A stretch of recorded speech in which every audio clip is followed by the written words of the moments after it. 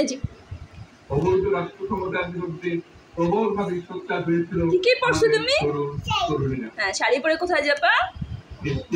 কই যাবা? কই যাবা? নানু বাড়ি? উৎসর্গ করেছিল তাদের জীবন। শত শত মানুষ চিরতরে হারিয়েছে তাদের দৃষ্টিশক্তি। আমাদের মায়েরা, দিনমজুরিরা, শহরের অগণিত মানুষ তাদের সন্তানদের কাঁধে কাঁধ মিলিয়ে নেমেছিল রাস্তায়। তোমার ব্যাগ আছে?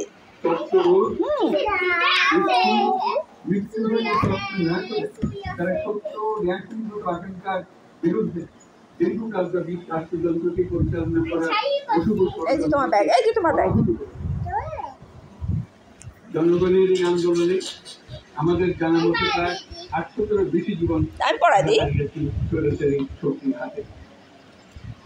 উদারনীতি, বহুত্ববাদ ও ধর্ম নিরপেক্ষতার উপর মানুষের গভীর বিশ্বাস থেকে বাংলাদেশ রাষ্ট্রের অভ্যুদয় হয়েছিল।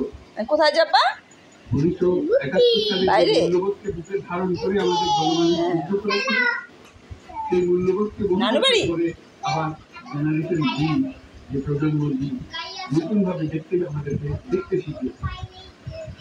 এরকমকে আমরা দেখেছিলাম 1952 সালের ভাষা আন্দোলনে, বাংলাকে মাতৃভাষা হিসেবে প্রতিষ্ঠার সময়।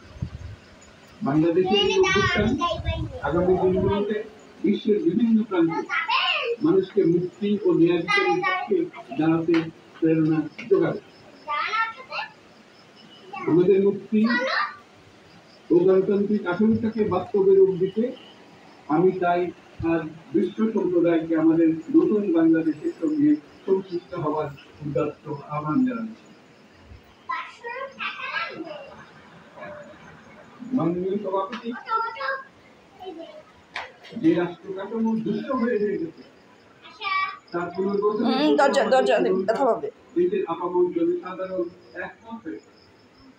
আমার এবং আমার প্রতিষ্ঠা পরিষদের উপর আস্থা রেখে সরকার পরিচালনার এক মহান দায়িত্ব আমাদের উপর ন্যস্ত করেছে।